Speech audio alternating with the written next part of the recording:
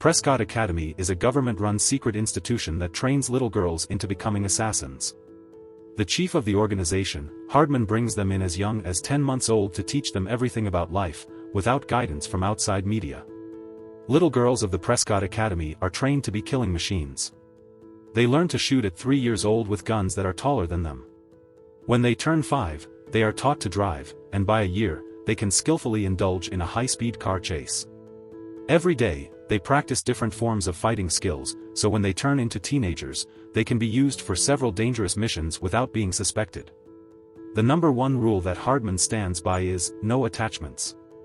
Therefore, although the girls are all orphans, they have never been allowed to form connections with each other. They aren't given any names and are known as their agent numbers. Currently, the best student in the academy is number 83. She shoots like a killer that she is trained to be and fights the best among everyone. But, the no attachments rule never made sense to her. One day, the girls are given the task of poking a stuffed toy with a pen. While the other girls do as told, 83 holds the toy to her chest. Hardman presents her as a bad example and tears the toy's head. 83 has emotions piling up inside her that are about to burst one day. As time passes, she grows into a teenager with outstanding fighting skills.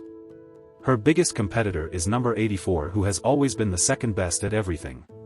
She despises 83 and could kill her if they weren't working for the same agency. 83 is the first one in her class to be activated, meaning that she is sent on dangerous missions before all of her classmates. As usual, 84 is not happy about it, but she has no authority to protest. After being activated, 83 goes on several missions. Since she is a teenager, she is never suspected of being an agent. She completes all of her tasks with ease, impressing Hardman. However, she still longs for the normal teenage life that she never got to live. In one of her missions, she is spying on a target when she notices a party going on next door. Seeing the teenagers dance and have fun makes 83 realize that her life isn't normal. She has missed a huge part of her childhood and doesn't want her teenage years to go in vain. 83 decides to flee from the establishment and its responsibility the next chance she gets. But before that, she has to know what being a normal girl actually looks like. For this, she starts to gather intel on teenage high school life by watching movies like Mean Girls, The Princess Diary, and Clueless. Every time she is away on a mission, she buys magazines to secretly read them during boring meetings. One day, her habit gets her in trouble when Hardman finds her reading a magazine as he is briefing her about an important mission. He orders her to come back to her senses because the next mission is very dangerous. An arms dealer and the most dangerous woman in the mafia, Victoria, was located in a city 8 hours ago. She has to be captured alive within 2 days or else she will disappear again. 84 wants to go on the mission, hoping that it would make her Hardman's favorite, but 83 is given the task. In the following scene, we see that Victoria is in a construction zone with 3 hostages. She insults them and takes their blindfolds off. All of a sudden, the female hostage reveals that she is 83. In an instant, 83 attacks Knox and overpowers all her henchmen. She ties a hook to Knox that goes up to an airplane flying overhead. At last, they are pulled up to the plane, and 83's mission is complete. But since Knox still has her gun, she points it at her. 83 cuts the harness and drops into the river below while Knox is pulled inside the airplane. When Hardman notices 83's absence, he tries to contact her on a device attached to her wrist. 83 gets out of the water and hears him. However, she doesn't reply, knowing that this is her only chance to escape her old life. She throws her watch away and decides to never look back. Back in the airplane, Hardman is told that they aren't receiving any visuals or audio from her. He declares her inactive and continues interrogating Victoria.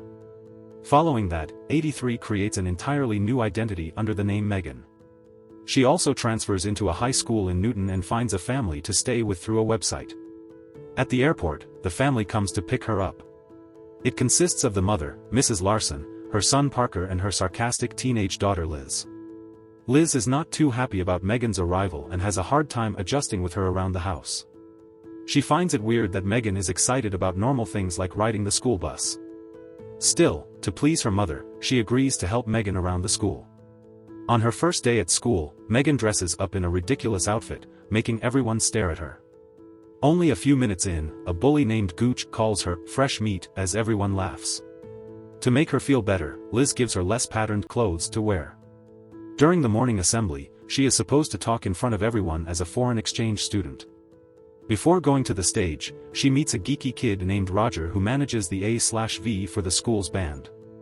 As per the movies she has watched, Megan declares him a nerd. She is introduced to the entire school but they make fun of her, calling her names. Soon, they start asking her to go back to Canada where she came from. When the chanting gets louder, the school's band leader Cash interrupts the crowd with a song. He is the most popular guy in the school and is liked by many. Megan is also instantly attracted to him. During the lunch break, some cheerleaders call her to eat with them but she refuses, assuming that they are mean like the cheerleaders from her favorite movies. In biology class, she again meets Roger and makes friends with him. He seems to be attracted to her but all Megan can focus on is Cash. The next day, she is assigned as Cash's lab partner. However, other girls from the class ask her to choose another partner, wanting Cash for themselves. After the class, the girls tell Megan that Cash likes girls who play the school's mascot. Megan fails to realize that they are trying to set her up and goes to audition to be the school's mascot. She is selected instantly and called to practice for the next game. During the practice, a group of masked men run towards her and try to kidnap her.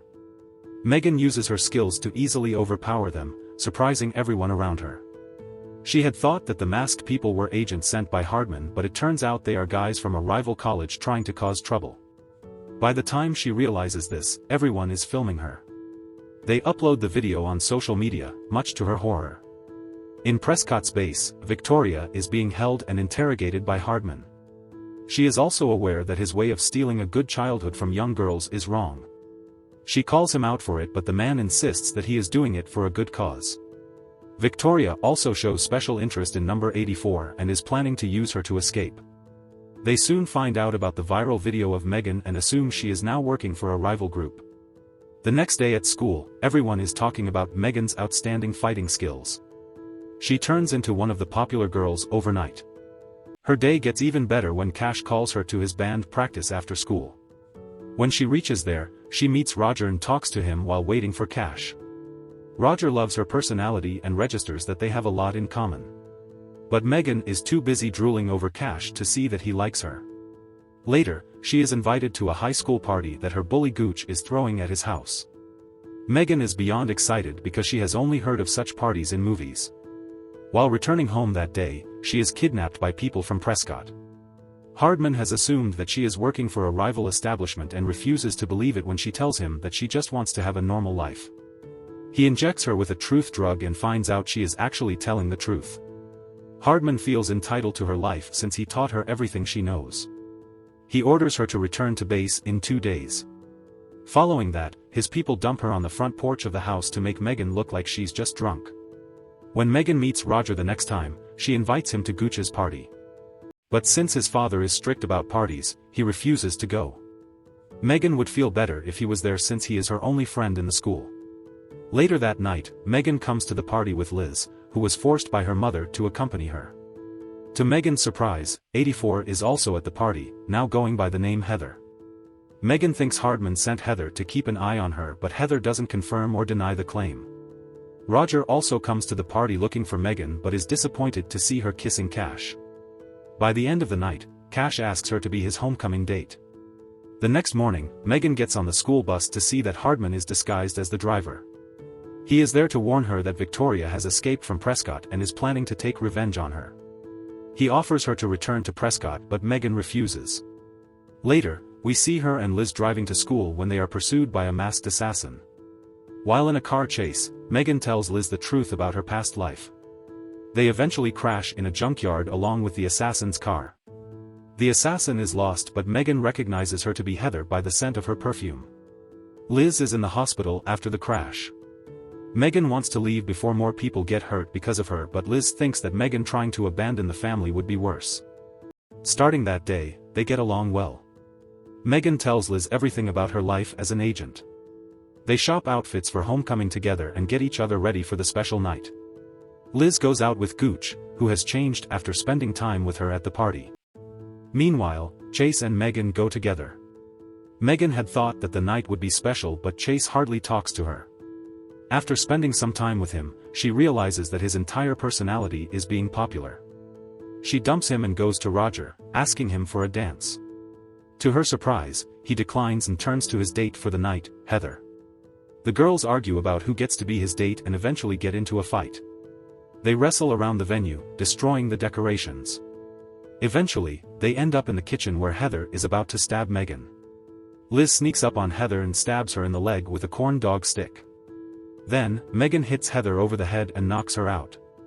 Following that, the girls run back home to see that Victoria and her people have taken Mrs. Larson and Parker hostage. Megan fights them efficiently until they capture Liz. She stops resisting for the family's safety but still has hope that Hardman will come to save her. Victoria laughs at her for being so naive and reveals that she was the very first Prescott girl, number 1. Like Megan, she also left Prescott for robbing her of her childhood. She challenges Megan to a one-on-one fight and defeats her easily. Suddenly, Hardman arrives with reinforcements to help Megan and capture Victoria. They break in and knock out Victoria with a tranquilizer gun. Megan hugs Hardman, thanking him for the help. In the last scene, she stops Roger on his drive home and brings him with her to a helicopter ride. Subscribe for more videos like this, turn on the notification, and leave a like to help the channel out. Thank you for watching.